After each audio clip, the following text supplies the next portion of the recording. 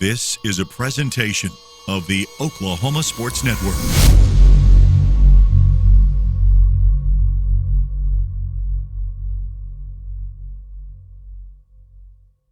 Any other use of this telecast or any pictures, descriptions, or accounts of the game without the Oklahoma Sports Network's consent is prohibited. It may not be reproduced or retransmitted in any form, and the accounts and descriptions of this game may not be used without express written consent. Coming up, two Mid-Del teams clinched their district this past week. That means they'll be a 1 seed. And the other Mid-Del team got eliminated from the playoffs. That's coming up. This is Week 10 of the Mid-Del Sports Report.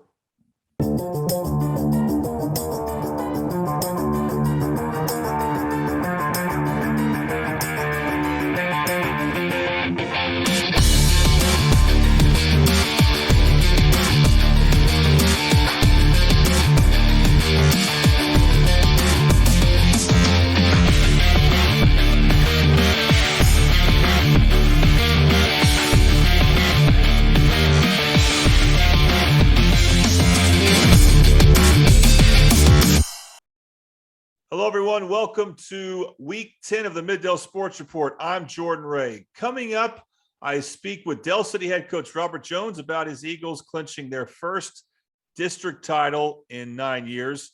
And I also speak with Midwest City coach Terrell Hall. It's also the first time in 9 years Midwest City has not made the playoffs. We'll talk more about that. Plus, Midwest City defensive end Shamar Edwards. He's one of their D1 recruits. And this past week, I had the special pleasure of interviewing former Midwest City Bomber and current Oklahoma State coach Mike Gundy. We will show that interview as well. So it's an action-packed hour. We start, of course, with Carl Albert, and I will be speaking with a different coach than Mike Dunn. Here it is.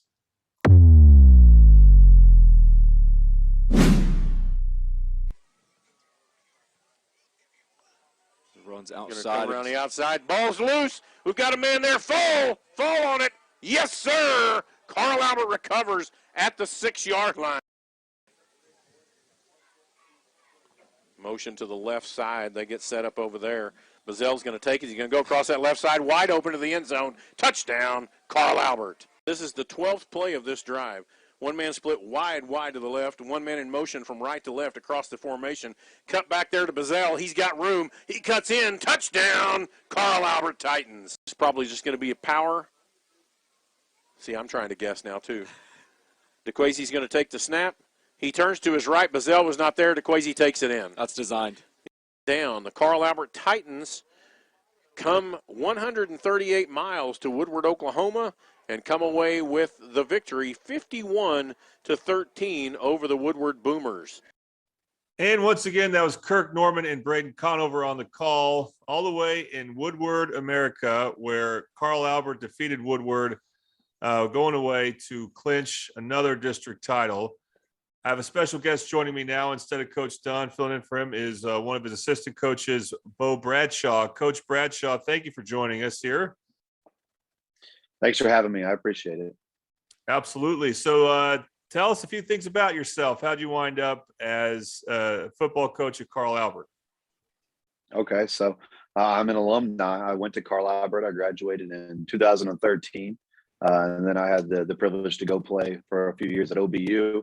And after I graduated from there, I reached back out to Coach Rose immediately, kind of just asking for, him for advice and, possible job opportunities. And he mentioned to me that I should turn in an application and that there might be some openings there soon, which at the time there wasn't any openings. And so I was kind of like, well, he says to do it, I'll do it. And then, 2 or 3 weeks later, he announces that he's retiring. Coach Corley got hired right then, and everybody kind of took a bump up, which opened up a spot kind of for me there at the bottom, per se. And so I've been there this is my 5th year there. So I got to be there for 4 years with Corley and now 1 year under Coach Dunn. And really enjoyed my time there so far. And I love the aspect of getting to come back home and feed back into the kind of the house that made me, Yeah, there's a few of you former Titans that are back to being Titans, I believe. So do you have any teaching responsibilities at Carl Albert? Yeah, I teach English 1, so freshman English.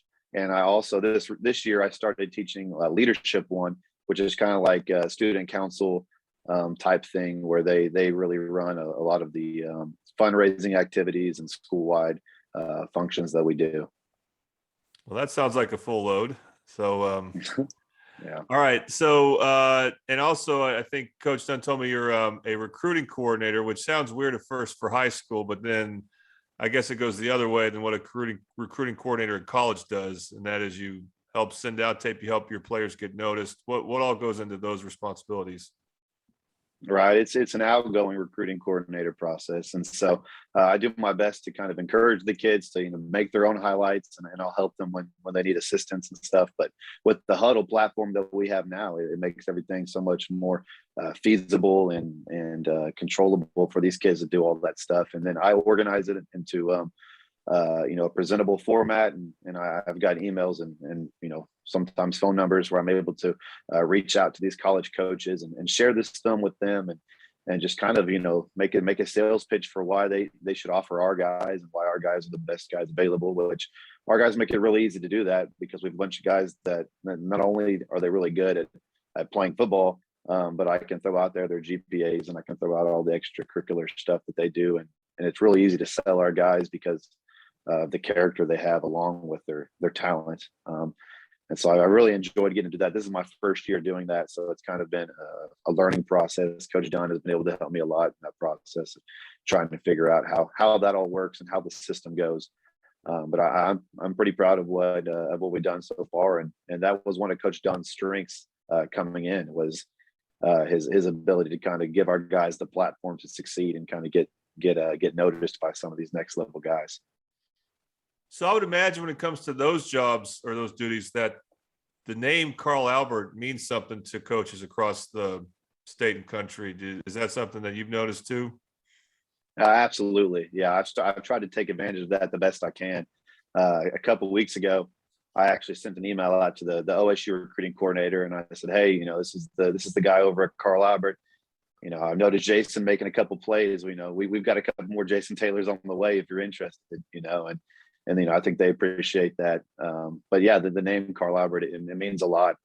And it's something that our guys wear with pride, and the coaches wear with pride too. So it's definitely something that I like to mention whenever I'm talking to the college coaches, because they've heard of us and they know what the tradition entails, and they know what kind of guys that we're gonna send them if they take one of our guys. Now, I've heard a few references, I think, from both Kirk Norman and Coach Dunn about that football team your senior year in high school, 2012 team. I think you guys started, was it 1-5? And that's correct. Yeah. And you were a 4 seed in the playoffs, and then you made that run to win state. So when your team this year starting 0-2, did Coach Dunn have you talk to the team about that experience any, or have you talked to the team any about it in front of everyone, or just one by one or something like that? I thought about it for a second at first, but then I thought, this team is actually a lot more talented than my senior class was. They've got a bunch of guys that are really good football players, and I was like, it crossed my mind, but I was like, I don't think we're there yet. I think these guys got a little bit of fight and bounce back in them. I don't want them to think that's what's needed yet. And they needed to own it, themselves. They need to have their own story kind of deal as well. And so they were able to bounce back. Didn't have to make that speech yet. But I'm glad I didn't, because only having 2 losses is a lot better than having 5. Yeah. And then, so you're back to being a 1 seed. So I'd imagine, though, that experience from 2012 kind of tells you that you can't take a 4 seed for granted, whoever you play the next week. Absolutely. Yeah, absolutely. I mean, anything can happen week to week. It's high school football. Some guys that might not have touched the ball all year long. There might be a couple plays drawn up for them. They answer the call whenever their number's called. And so, yeah, there's no time to overlook anybody, especially in 5A. It's really competitive. In our district, every week is a dogfight in our district. I think it's one of the tougher districts in 5A for sure, and possibly the state, with Piedmont and McGinnis and Guthrie, being back on the table as a contender. I mean, it's difficult. And then we've got another one this Friday in Lawton Ike, and they're battling, trying to scratch and claw their way back into a 4 seed. So there's definitely nothing we can take for granted this week. And we've been telling the kids all week that the playoffs start now. We've got to secure this 1 seed, and we've got to make sure that we set the tone going into the playoffs, going into November. So you secured a 1 seed last week against Woodward. What was that a game where? Tell us a little bit about that game. Were you guys able to take care of business and unscathed with injuries? Were you able to come out pretty healthy? Yeah. For the most part, there's always bumps and bruises. They're a really physical team, so we've got a couple guys that just little bumps, bruises here and there, big hits and stuff because they're real physical. But for the most part, we're coming out pretty healthy. They're a solid team. They're well coached, so they're really fundamental, and their game plan was really strong starting off. But luckily, our guys persevered and kind of went through the adversity. They had a few good plays in the first quarter where we just didn't play it right on defense, and we made the adjustments, and we had a couple big plays. Chancey Lester came up and made a big hit and caused a fumble that really changed the momentum. And then on the second series, Xavier Thomas, first play of the second series, he knocks it loose, and Karan Howard jumps on it, and we score on the next play, and that kind of got the momentum going for us to get the big lead that we did get. And then it ended up being a lot of fun because we're able to get in a bunch of guys that have been working hard on JV, and then even a couple of the freshman guys who got to suit up, and they got to get in the game last Friday, and so that worked out really well to get those guys that experience and just to kind of get that feel for a Friday night. So it was a fun game. So I would think getting a 1 seed is definitely important this year, because when you look at that other West Side district, and I don't want to say the 4 seed's no good. I don't know. We'll talk about that in a moment, but it seems like the top 3 were very formidable. And that's Noble, Ardmore, and Lawton MacArthur. We still don't know how that seeding will wind up. There's a few scenarios there, but it's kind of good you get to avoid all 3 of those teams, because those would have been dangerous opponents. And that's something that Bishop, McGinnis, and Guthrie kind of has to worry about. Yeah. Those are really solid teams, and they've had, played each other earlier this year, week 1 or 2 weeks ago. And they had some knockout battles there. And so, yeah, they're a solid team. They're solid opponents. I think it is good, to kind of let our opponents, let McGinnis and other guys in our district kind of have to face off with them first. But I don't want to downplay El Reno. They're a really solid team. And, we're going to have to come out and be prepared for them as well. They're well coached, and they've got some cats that can go. Okay, so I was going to ask about that. So El Reno's locked in as the 4 seed. So your opponent the following week. Yeah, I'm pretty sure they're locked in. Okay, I'm pretty sure they're locked in going to the driver's seat. I think something crazy would have to happen. It might be for sure, but there might be some crazy scenario where it's they have to get 16 district points or 3 district points. There might be something in those lines, but yeah, for the most part, I think it's pretty locked in. Okay, and so now you're playing another team that, we're also waiting to see who the 4 seed is going to be in your district. I think Lawton Eisenhower has a chance at it, so they're going to have something to play for. I think they need some help. But what's the focus for you guys in that game?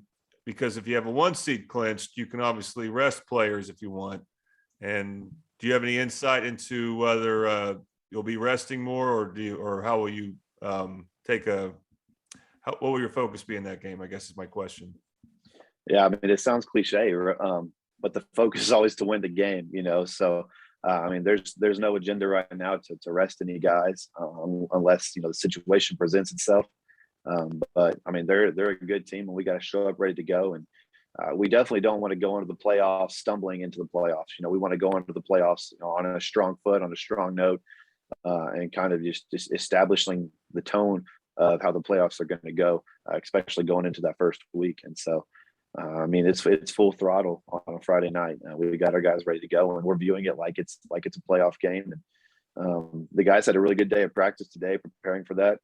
I was a little worried myself with the cold weather and chance of rain, and we had a better practice today than we had yesterday.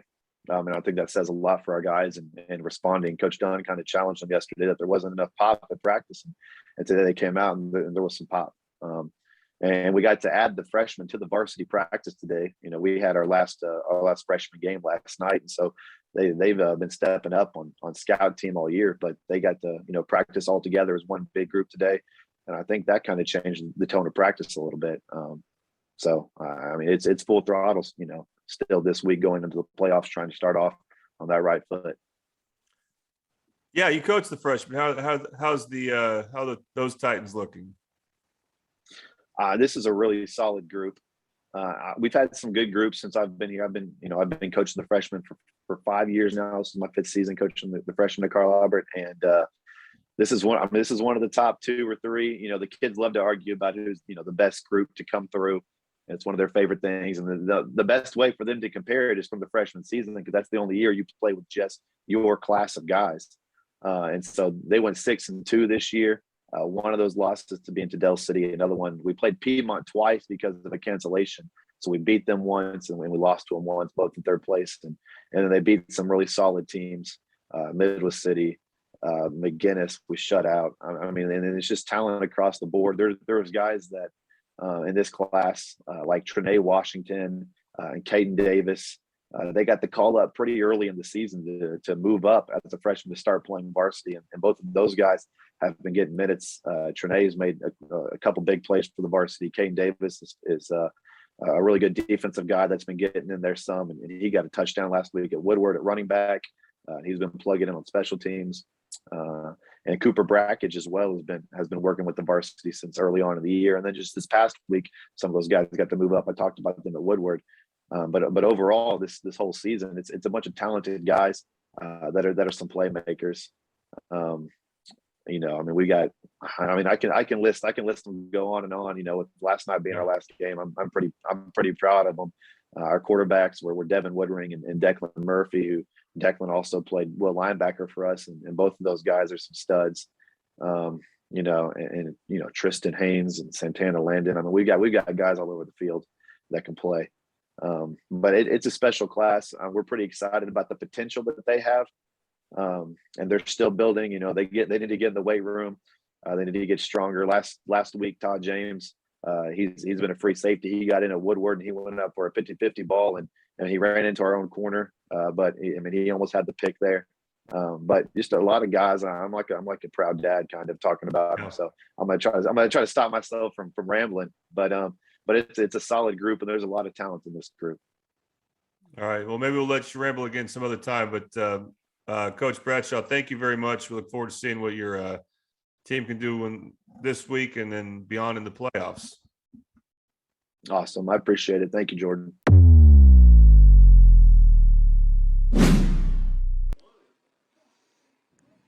Yates takes a snap, hands it off to Lawrence again up the middle. He's 15. He's got a little run room. He's at the 5-yard line, and he is in for the score. Touchdown, Eagle. Taylor, I think, on the tackle, actually. Virgil hands off to Lawrence up the middle. Lawrence finds a little run room, breaks it outside. He's at the 20-yard line. He's at the 10-yard line, 5, and he's in for the touchdown. Yates takes a snap. There's a route to Sweet out here, down to 10-5, and he's going to scamper in the corner there by the flag. Touchdown, Eagles. I have all the talent, but they play hard. Hand off to Howard. Howard finds some running room around the left side, and he is in for the score.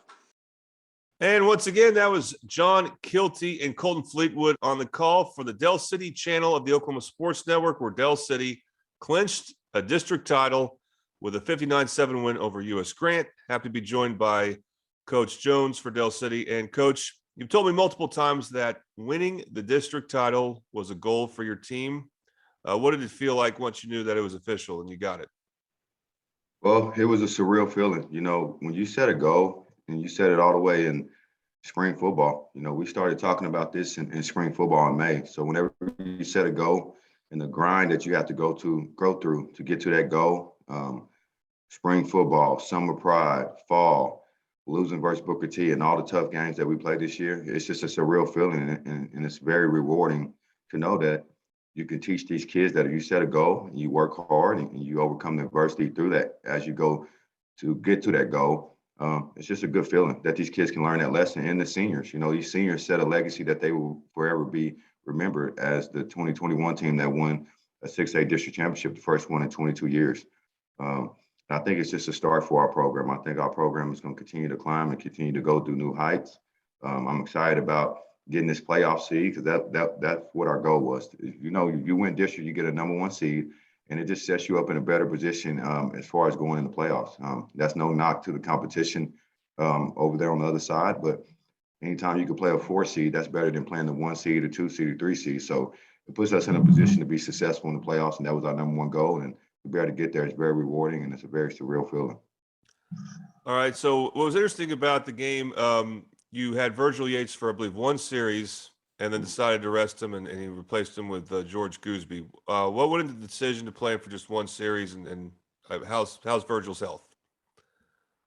Well, Virgil's healthy. You know, last year, and, you know, sometimes we're victim of our past. Last year, Jaquil Mitchell was our starting quarterback, and he got hurt versus U.S. Grant. So that was in the back of my mind. And also, I knew that in my mind, if we're going to be a district champion, and we were already in position to do that, we should be able to line up with our backup quarterback, with our starters, and be able to take care of a team like U.S. Grant. And I say that respectively. I'm not knocking them, but if you just look at the scores and their record, I just felt like we should be able to be in a position with our backup quarterback and be able to get a win out of there. And, you know, even though Virgil's healthy, he has a tough year. You know, he's been doing a lot of running. He's played in some physical football games. And if you see his running style, if you had the opportunity to watch him play, you see he runs very physical. So I just wanted to take advantage of that opportunity to get him some rest, get him fresh, and get him ready to go this week. And then I also wanted to take the opportunity to get George, our backup quarterback, an opportunity. With the style that Virgil plays with and the way he runs and the way he plays football, you never know what can happen in the last game of the season or the playoffs. And I didn't want to never be in a position, if he did go down, you know, cross your fingers there. But if he ever went down, I didn't want us to lose hope on our goals as far as winning the state championship, because that's our goal now. Now that we got the district title, our goal is to try to go win a state championship. So I wanted to give George some live action when the game was still in hand. And I felt like if we would have waited to the first quarter or second quarter, it would have already been a comfortable lead. I wanted to see how he reacted when things were still in line, when things were still kind of at stake there. So I wanted to get that young quarterback some reps in case he had to get into the playoffs. He'd be able to perform at a good level. I'm sure we're looking at a very possibly your starting quarterback next year too with him. So Absolutely. yeah. Absolutely. So also, and you told me his full name. I didn't catch it. Your third running back, Howard. I think Yes. he scored a touchdown. It was the 3rd or 4th touchdown of the game. Yes. So talk about the decision to play him. Obviously, you also have had a workload for your 2 main running backs, Jason Smith and Ethan Lawrence. Mm-hmm. So talk about him and how he might be, you know, he very well could be called upon to playoff spot if there's an injury. Same kind of situation with Virgil. Jason is a very physical runner. Ethan plays defense and offense. Football is a very violent sport. The opportunity to get hurt is always there. And I wanted to make sure Jaquan can get some quality reps and be able to show what he can do, and then get the experience, you know. Jaquan has always been a defensive back and running back. He made a selfless move for us and went to outside backer. And I know he loves running back. So I want to give him the reward that he paid for us, that paid us, as far as moving the outside backer and not complaining, not being bitter or anything like that. I just wanted to give him some love. He deserved it. And I wanted to show him some love there. And also I wanted to see what we have next year with him as well, just similar to George Gooseby. And, you know, if we get in the playoffs and something happens to Ethan or Jason with our offensive line, and, you know, you still got a Virgil and Ethan, or if you have a Virgil and Jason, and you got Jaquan Howard, who I really believe at most programs he will be a starting running back. We just have a great group this year. So you mesh all those things together, and we got that situation with Jaquan.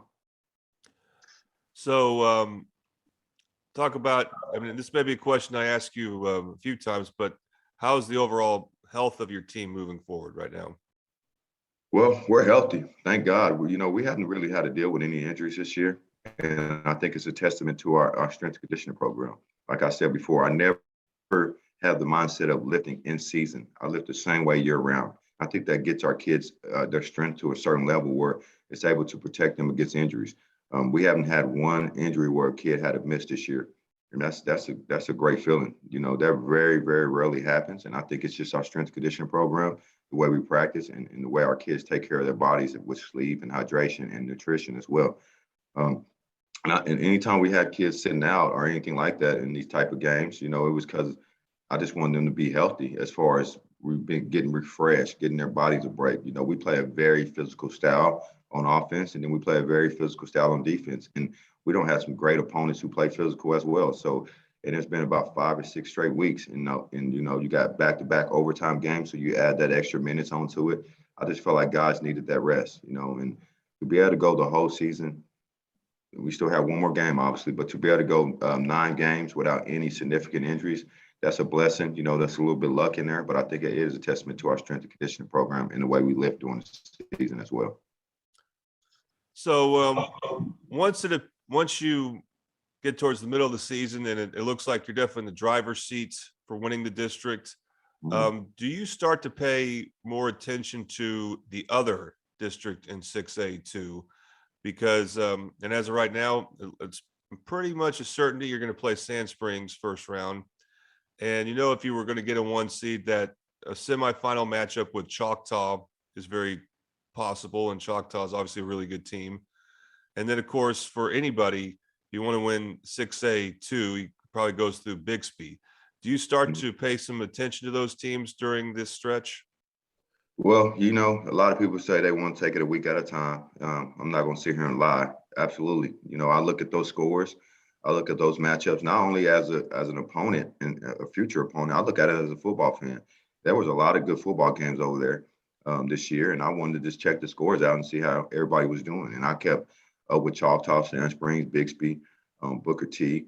I kept up with those guys all year just as a football fan and be able to look at those scores and see how they were doing. I don't want to look too far ahead, obviously, but I did look at some scores and I did see some matchups, especially when we beat Deer Creek. I started to really take a look at it. But that doesn't mean I bring it up to the team. I don't bring it up to the coaches. I just look at it personally and I start to kind of put game plans in my head. Personally, I don't never bring it to the coaches because I like for them to take it 1 week at a time. No matter who the opponent is, I like for them to take it 1 week at a time. But I have started looking at future opponents over there and start coming up with game plans in my mind and how we can kind of attack them, how we can stop them. I'm just being honest, but I don't have to call the defense. I don't have to call the offense, so I'm able to do that. But when I was a defensive coordinator, I could never look past 1 week. It's just too difficult. It's too difficult to plan for someone that you're playing that week and then start to make preparations for the following team, whoever it may be. But as a head coach, I feel like it opens up an opportunity for me to kind of look ahead and kind of be prepared. So when we do get to that situation, I already have a kind of idea how I want to go attack them with our schemes. But yeah, I've been watching for the last 4 or 5 weeks. I've been watching the scores and who's matching up and what seeding is going to be over there just so I can prepare myself and be ready to go. So absolutely. So that brings us to this week, and that's an interesting situation. I guess one question is when you're about to play Lawton, another Thursday game, and they're going to they're still alive for the playoff spot. Absolutely. But also, if you guys don't win that game by some chance, and Stillwater wins, that I don't know if Stillwater would be considered co-champions, even though you obviously have the tiebreaker. So you're shaking your head no. So I guess that would not be a concern.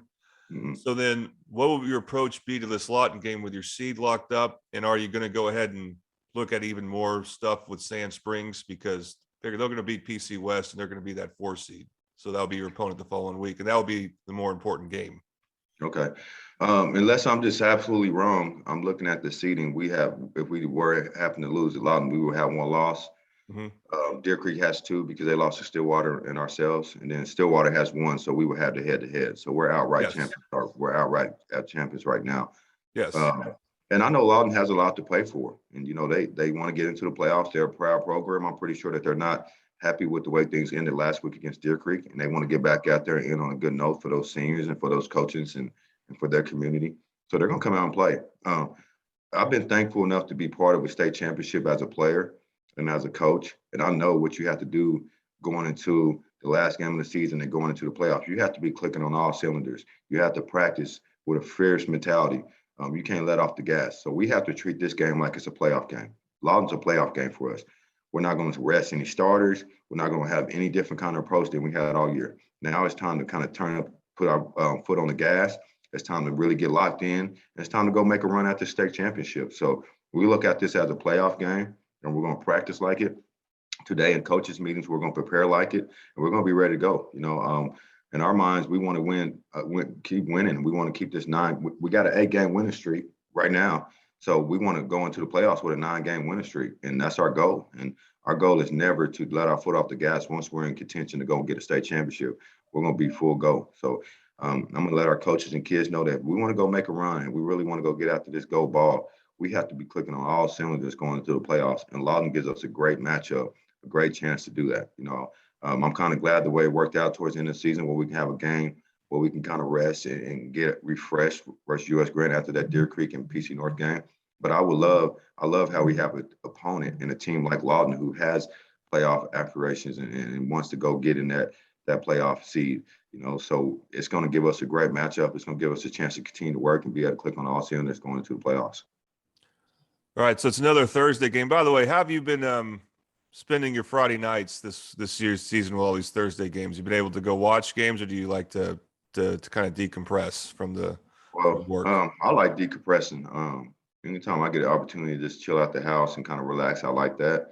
And the way with technology now, you don't never have to go check a game out. You can catch a live stream anywhere. So I did watch a little bit of Lawton and Deer Creek live.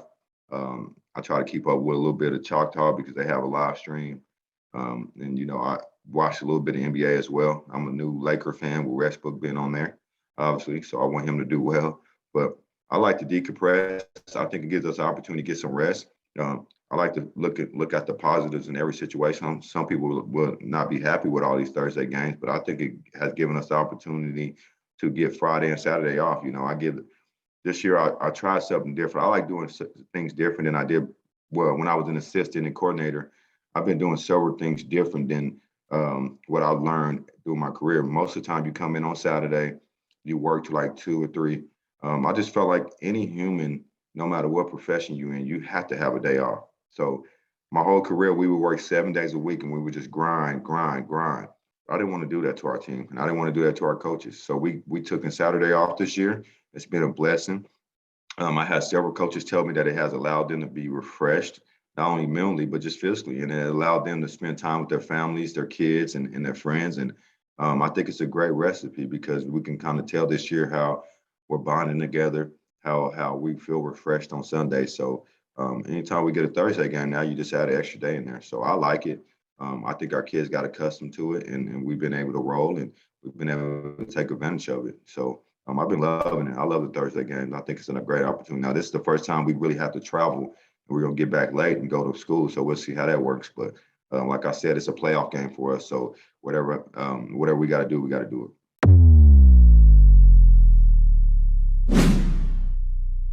All right, happy to be joined by Midwest City head coach Drell Hall. Midwest City fell short of Stillwater last week, 50-0. Coach, first for the game that was played this past Thursday, looked like basically it was lost in the first half, and Stillwater got off to a big lead in the first quarter. They had the wind in their backs, definitely used that to their advantage.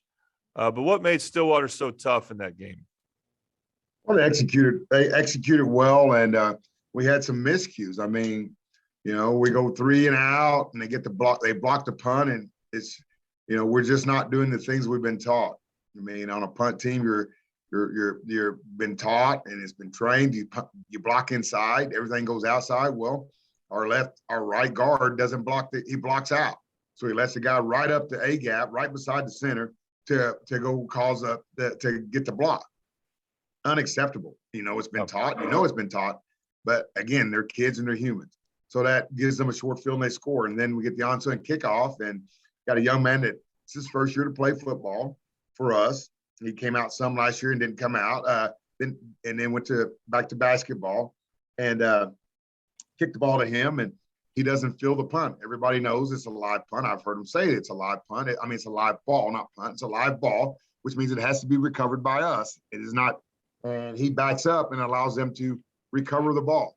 So yes, it got out of hand quickly, but we played a lot of people that we hadn't played. I think we traveled with 43 kids or 40 kids on Friday night or Thursday night. So it was just a perfect storm with the injuries that we had.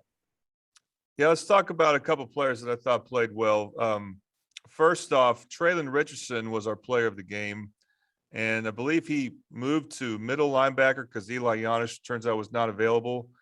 And I thought he played well. He just didn't seem to get the support he needed. But how would you assess how he's progressed this year? Because he wasn't playing at the varsity level last year. I think he's progressed like we expected. Really good. All off season and this summer, I talked about he's got good size. I mean, I think he'll make a great college linebacker because his size. He's about a 6'2" kid, weighs about 220.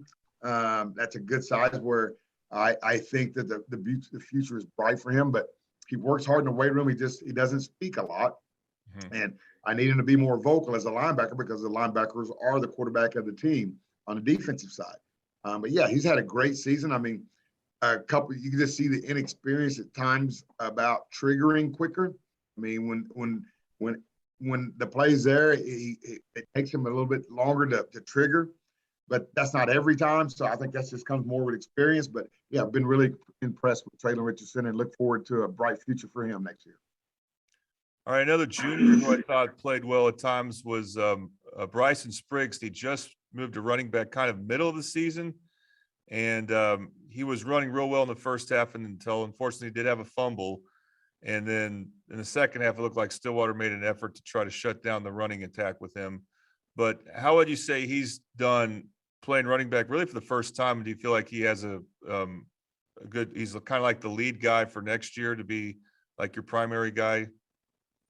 He would be a lead guy. He'd be the leader right now because he's the one on campus. But, we've got some good young kids coming up. I've got some sophomores that really go hard. So he's going to have to compete. He's going to have to continue to improve to be able to solidify that position like anybody else. We hope the competition's tough going into the next season and the off season because, without competition, we get complacent. We think that we've done enough. When you got competition, you step your game up. So, yes, I believe he's come a long way. And unfortunately, because of the loss, you guys will not make the playoffs. And this is the first time that's happened, I believe, since your first year. But I have a question about that. So doing a little bit of research, your first year here, the team went 3-7, didn't make the playoffs. But then the next year, you guys won district, and you were still in 6A then. It wasn't 6A 1 and 2. Could you just talk a little bit about how you were able to make that successful comeback in 2013 after a tough 2012 season? Do you see any parallels potentially to what's going on now? Well, the 2012 season, we were not a very talented group. It was, Coach Huff had left with a good run, but he had played. That senior class had been playing since they were sophomores, so we had to grow some sophomores up and play. This year, I thought we had more talent, had good talent coming in. We were just thin. And when the injury bug hit against Deer Creek, it just didn't stop. And we've been playing make up for that since then. I mean, as you can see, with the quarterback we played Friday night or Thursday night against Stillwater, there's balls that hit him in the hands that just being new to the position, it wasn't like that in practice that went through his hands and they recovered. There's times that we had two guys that should have recovered a ball last year on the game Thursday night. We got two bombers on the ball and Stillwater ends up with the ball. It's like we got to fight harder. But the parallels is that we'll go to work. We're gonna, every job's open, and it's open competition, and we're looking for the best players, and we're gonna push them a little harder and fix some things, and go to team camp and go to scrimmages and get stronger in the weight room and close some ground. And we go down to 5A. Yes, we'll get to that here in a moment. So in the game against Stillwater, you had no DJ Irvin. That's obviously a huge deal. No Wagner, no Woodbury, Wilson, Yanish. I don't know if I'm missing anyone, but I think Jamel Maxwell got hurt during the first half. Yes. Will any of those players be available, or might any of those players be available against Northwest Classen? About half of them. Yanish has yet to practice. DJ will not be playing. Okay. Maxwell will not be playing. Woodbury practiced yesterday. So I'm trying to think of whom else you mentioned. Wagner practiced yesterday. So, yes, about half of those guys are going to be back, and we're going to go with the guys we got, and we're going to bring some freshmen up. We've been traveling about 4 freshmen all year. We're going to end up bringing about 4 to 6 more with us that can help us, and we expect to push some guys and maybe start next year for us. All right, what's your message to your team for this game against Northwest Classen? Since it's not a game for a playoff spot, what do you tell your team as to get them ready? Well, it's one of in my 23-year coaching career, 19 as a head coach, I've only had to experience this three times in my life. So good deal for that, because it's not any fun practicing knowing you're not going to go to playoffs and this is the last game. This is the first Sunday I've ever been able to come in and say, hey guys, this is our last Sunday. Before it's if we win, we'll be back on Sunday. If not, I'm in the playoffs. So our deal is to do our job. We still came in on Sunday and did our preparation for Northwest Classen. We practiced on Monday. We're going to practice on Tuesday. We're not going to take the time off. Our job is to go get another win and end the season at 5-5, and let the seniors go out on a good light. Now my job to them was finish. You got to finish. We've been talking about that all year. Finish the play, finish the game, finish the series, finish the season. I've got some that are kind of like, well, can't do this, can't do that. It's like, but it's like anything else in life. If you quit, then it's easy to quit next time. And most good parents will not allow their children to quit once they've started something. You may not like it. You don't have to go back to next year, but this year you signed up for baseball, you signed up for tennis, whatever you signed up for, you're going to finish it, because we need to teach our kids how to complete the deal. And then, and what I explained to them is no one's ever succeeded by quitting. There's not been one person that quits saying, because everything you want to succeed with is going to be tough. And then every time it gets tough, if you quit, then you're never going to be a winner. Absolutely. So a couple questions about next year. One is, you mentioned going to 5A.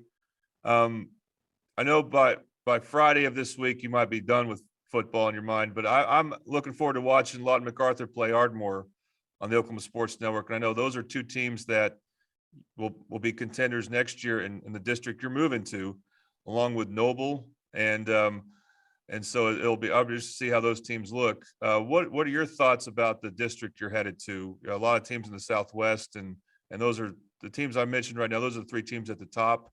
So what do you think about those challenges? Well, first of all, it's interesting that we went west and Del City went east. Mm-hmm. I'm still trying to wrap my head around that, because they're further. They've always, when they were in 5A, they were in that district. For some reason, the wisdom of the OSSAA sent them to the east and sent us west, which we're further east than they are. I thought we would go east. So I don't control that. So my job is to go play the game. I will have to play. I mean, Lawton Mac's going to be a stellar program. Ardmore just got their first defeat by Noble last week in overtime. Yep. And we played Noble. We played them in the last couple of years, and, we beat them 12-14 this year. So, we're going to have to go get better. My job is to get better. I don't like the way we finished up. I don't like the way that the season has ended for us, or will be ending for us, because, my thought going into this season was that we would be fighting for a district championship, and unfortunately for us, in my previously 4 seasons, we've always ended up on the same side as Bixby and met them in the semifinals 3 out of the 4 years, except the year we started a freshman at quarterback and seen them in the first round. But, last year you take the game with those guys and it's a 17-21 game at halftime. We just ran out of bullets. And, and I think a lot of people will also, because they are really stout in what they do. So my job is, we're not going to sleep on anybody. We're not going to take any low, we're not going to say, well, it's 5A, we can not work out on Mondays, or we can we're going to prepare like we've always prepared, because those guys, only reason they're down there in 5A is because of the numbers. That's why we dropped to 5A. It wasn't because they're not competitive, they're not good, and those coaches don't prepare. So our job is to prepare for those guys. We're going to go to stadiums we've never been to before, as a high school coach and as this team. So it'll be a new adventure for us, and our job is to take it as an adventure and do the best. Uphold the M. Make that Bomber magic for real, and do our best to put a best display out there. Yeah, so, and you mentioned numbers. So one thing that obviously will make 5A different than 6A is you're going to have more teams that will play two-way players. And so my question is, you've also mentioned that the numbers were a bit down for you this year, and because of injuries, you've had to move some players around. So some juniors you're bringing up that have played on both sides of the ball would include DJ, Quintavian Carter, I believe, Jamel Maxwell at some point, Kalik Knighton, Bryson Spriggs, Jamartin Hamilton, Broyles. Is there a chance that any of those guys might get more looks playing both sides of the ball next year? Well, I think so, because we never know in college where you're going to end up.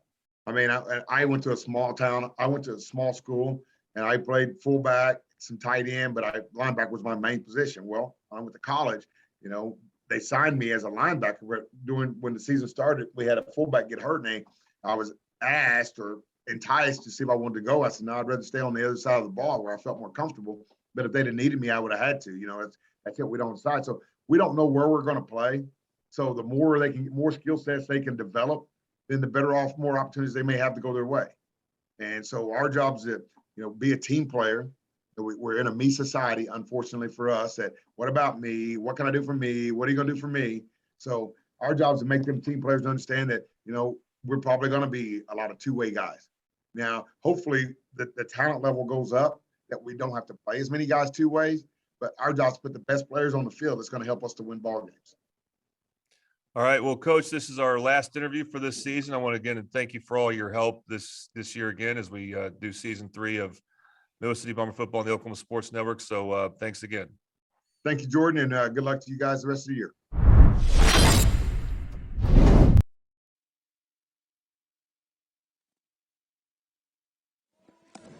All right, welcome back to Middle City Bomber Football on the Oklahoma Sports Network. All right, Coach, if we could have you come over here a second. Yeah, this is someone who graduated from Midwest City not too long ago, right? About 88, whenever 86 was. Yeah, whatever long ago that was. That's right. Mike Gundy, Coach, thank you for joining us here. A lot of questions to ask you, but first off, what's it like watching your sons play against your high school? It's unusual. The first time my middle son, Gunner, played at Midwest City when I think he was maybe a freshman, I can't remember. And it was very unusual to go and park at Rose Field and go on the other side of the stands. And then I've been back there a couple times since with both of them playing, but it's been unusual. I was pretty excited last time I was there a year or so ago. They had the new facility, looked fantastic, but it is difficult and it's unusual. That's pretty. It's great you still come by there too. What's it like seeing Stillwater become this dominant team? I mean, the last 3 years they've won district going undefeated, and you've been here for a while. So Stillwater High School's had some good teams, but they've been epic the last 3 years, and it happens to coincide with your sons being there. That has to be pretty great. Well, it's been a lot of fun. Kristen and I have been very fortunate that Tucker and his staff here at Stillwater, they do a great job, and the boys. I tell you a funny story. It's a really good lesson for everybody. I had Gunner, my middle son, who played here for 4 years, in the car with me when he was in 8th grade. I picked him up on a Friday night, and him and his buddies were listening to the high school game. I just had it on the radio, and at that time Stillwater wasn't winning. And they lost a game, and they were kind of mouthing in the back seat. They were like, "Oh, they're no good. They stink, all that, whatever." So I stopped the car and pulled over. I said, "That's the problem we have right here. Is you guys don't have respect for your own school and the whole story. The parenting story, basically." And I said, "You guys are going to be up there in 2 years. We'll see what you do, and you have a chance to change it anyway." So from that group on, Stillwater's done very well, and they've changed their attitude, and I couldn't be any more proud of everybody here and the hard work they've put in. But it's been fun. We've been fortunate to have the boys play, and it's been a lot of fun watching them. All right. I asked you about this before we got on, but it's a quick update on another former Midwest City Bomber who's kind of following your footsteps, Mikhail Smith. Mm-hmm. I understand he's been hurt, but sure. but he's getting back. He's getting healthy. He was hurt in the summer, and we got him repaired, and he's fixed, and he's just now getting back to where he's going to start doing some walking, and then we're thinking in about 6 weeks he'll be back up and running. He has not got a chance to practice with us because it happened in June, but great young man. I'll tell you what's really awesome is we just had academic meetings this week, and he's doing fantastic in the classroom, and they talked about what a great kid he is over in our academic center, and so that's awesome. Yeah, it's great to see that Bomber education's working for him. All right, we're going to talk to my producer, Jasmine. Go and get that first picture up there. So our first picture we got right here. I just want to see what comes to your mind when you see that. So there you are taking a snap for Midwest City. What are your favorite memories when you think back to playing for Midwest City? You don't see anybody take a snap that way anymore. That's the first thing. But when I was young, 7, 8, 9, 10, 11, 12 years old, my mom and dad we went to the Middle City games on Friday nights. And as a kid, I played under the stadium. I played with a little football, and we had tackle football, and then I played in the end zone. They used to have the cedar trees, and on one end, and then on the east end, on the other end was a scoreboard. And I remember going to those games as a little kid. We went home or away; it didn't make any difference, and that was a big deal to us. And I was raised with Bomber pride and Bomber magic. My mom was a Middle City graduate in '60. She was there when they won a state championship, and so that was instilled in me from a little kid. All right, let's look at that second picture. And this is you playing baseball, and I think that says Monteroni. That's right. But you look like a junior in high school, but you could have been much older than ninth grade. That was ninth grade. That was baseball. It used to be Monteroni and Jarman, and I think now it's Midwest City Junior High. It just changed, correct? yes, to Midwest City And Middle School. so it used to be Monteroni and Jarman. That was baseball. So I was fortunate enough to play baseball all the way up until I got to college. All right, we got one more picture to show you. I don't know when this picture was taken because it's at Midwest City, and it's you and your brother Cale. Wearing your college uniforms, and people like to talk about how there's got to be a rivalry between you two when it comes to OU and OSU, but I have to ask this. So you won a state title your senior year, I believe? That's correct. And Cale won a state title his junior year. That's correct. Do you guys ever argue about which team was better? Well, we never have talked about that. Mom would not let us have those discussions. And then, of course, Cale's been at OU for I don't know how many years now. He was there when Bob was there his first year, so I think 22 years. And then, of course, I've been here forever. And then when we all get together as a family, we have a divided family because my sister and her husband were OSU. Her husband played baseball here, and their daughters played softball at OU. So it's a mess. And she had never let us talk about OU or OSU at any time we're around, or about each other's teams. She wouldn't go for any of that, so we never had any of those discussions. Oh, but the 85 Bombers would beat the 88 Bombers, right? I think so. Okay. All right, so I'm going to hand it off the headset to a guy you're very familiar with. One of the reasons you're able to come up here, family friends with Tom Carpenter. I know you guys got a lot of connections here. And sure. One of the things that Tom says, I hate to, if I'm spoiling this for you, Tom, but he says your sister's a better athlete than you guys. She was a very athletic. Carrie was a good basketball was a good basketball player, and a good softball player. And then she got into about her junior year of high school, and then decided to just kind of do the girl thing, and she didn't play sports anymore. Oh, I thought you continued on, but that was going to be my question. Who was the best athlete among the Gundy kids? She's pretty athletic. She had those girls that all played high-level softball. All right. Other question I had, who's the best dancer in the family? Me by far. It's not even close. I think that's pretty much a given that the vote was taken. Flexibility is important there. Now, Miss Sonette is my hairdresser. She got my hair today, and she said, would you ask him if he's used the same hairdresser over the years? I have. Kathy down at Clip It Up down on the strip has cut my hair for 20 years or so. That's pretty awesome. I came back in 2000, and she's been doing it ever since. One of the things that has always stuck with me is on the man comment, because you're standing up for your player. And that meant so much to me as a son of an athlete. My kids were athletes. And when a coach stood up for my kids and I stood up for my kids, I really appreciate that. I mean, you stood up for them, and that was a time when, and it's still to this day for the most part, that the players don't have as much of a voice at times, and they're so humble a lot of times they don't want to defend themselves. And so for that reason, I felt like that was something that was needed to do. One last question for you here. Okay, so there's still a possibility that we could see 2 Bedlam games this year. If you guys can keep winning, and I know you had a tough loss to Iowa State, but if OU can beat Iowa State, I think could be you two playing twice in 2 weeks. Can your family handle that? Well, it would be tough. I know that. It's a tough one for all of us, but it's going to be an interesting run the rest of the way through the Big 12. What's really good is it's hard to tell who's going to win any game. Look at the scores, and there's so much parity this year, and the reason why is because the quarterback play in the Big 12 over the last 6 or 8 years was fantastic, through the roof. tons of points scored. Now we're playing with young quarterbacks in this league, with the exception of the guy at Iowa State.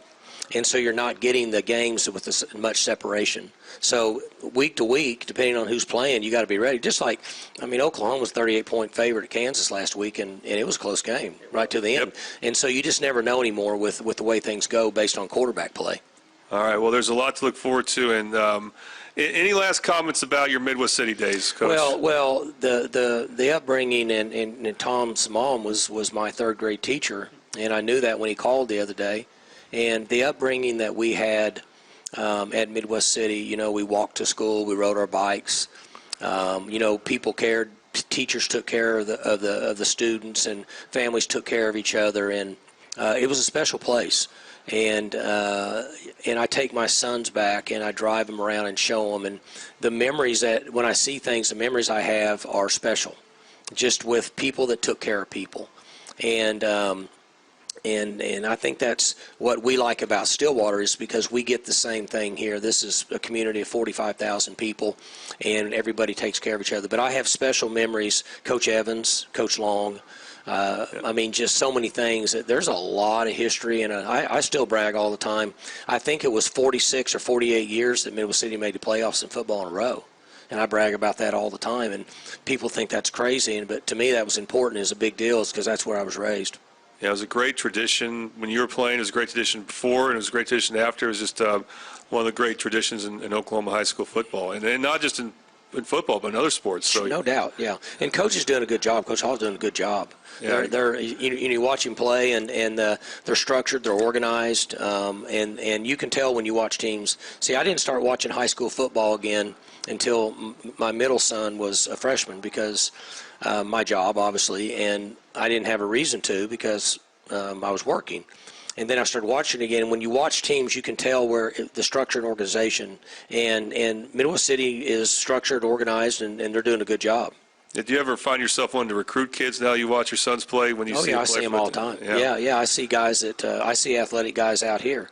We played Del City about 3 weeks ago, and, they're loaded right now. They've got those 3 kids on defense that are fantastic. So anyway, it's a lot of fun. All right. Well, Coach Gundy, thank you very much. We're going to go ahead and take another break. We appreciate Coach Gundy a lot. You are watching Midwest City Bomber football on the Oklahoma Sports Network.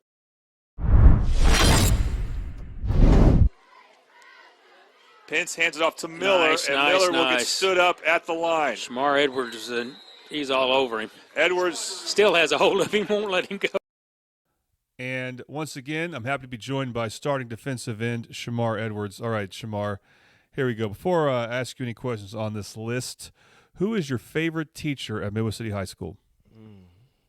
I have 2 favorites. I have Miss Tudor and Miss Wythe. I had Miss Wythe my junior year and Miss Tudor my sophomore year. All right, you like the English teachers. Okay. Do you believe in aliens?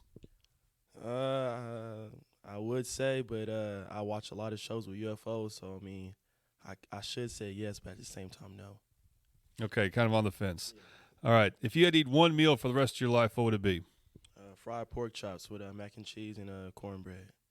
Well, it's very specific. I like that. Very detailed. All right, if you had your own podcast and you could pick anyone in the world to be your first guest, who would it be? Probably Chad Ochocinco or Brandon Marshall. You're going with a couple of old school receivers there. I like that. They've been retired for a few years.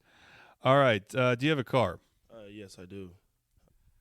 Okay, my question is, and you can describe your car if you want, but does your car have a name? Honestly, it does not. My old car did. It was my last car's name was Luther, but now I haven't had a name for it yet. Okay, well, I think Eli Giannis had the same answer. His old car had a name, but not his new one yet. If you can think of a name before we're done here, let me know. Okay, is there someone famous you've been told you look like? No, not that I know of. All right.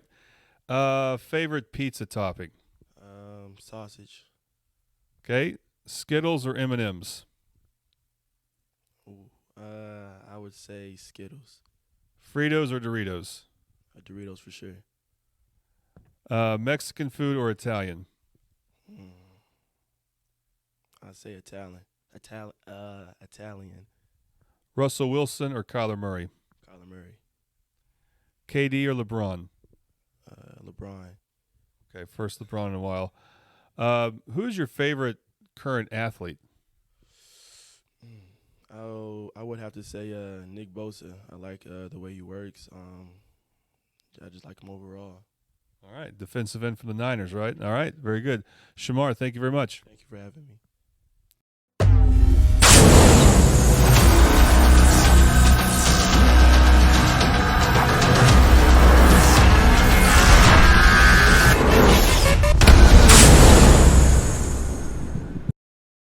Once again, I want to thank all of our guests for coming on. And of course, just a reminder on the Oklahoma Sports Network, once again, we have all three Mid-Del teams in action, two of them on Thursday night. Once again, both Midwest City and Del City going on the road, just like last week, Midwest City going to Taft Stadium to play Northwest Classen. That will be on the Oklahoma Sports Network, as well as Del City going to Lawton to play the Lawton High Wolverines. And then Friday, Carl Albert will host another team from Lawton, and that will be the Lawton Eisenhower Eagles. And then next week, the playoffs. So be sure to join us next week for week 11 of the Mid-Del Sports Report. Any other use of this telecast or any pictures, descriptions, or accounts of the game without the Oklahoma Sports Network's consent is prohibited. It may not be reproduced or retransmitted in any form, and the accounts and descriptions of this game may not be used without express written consent.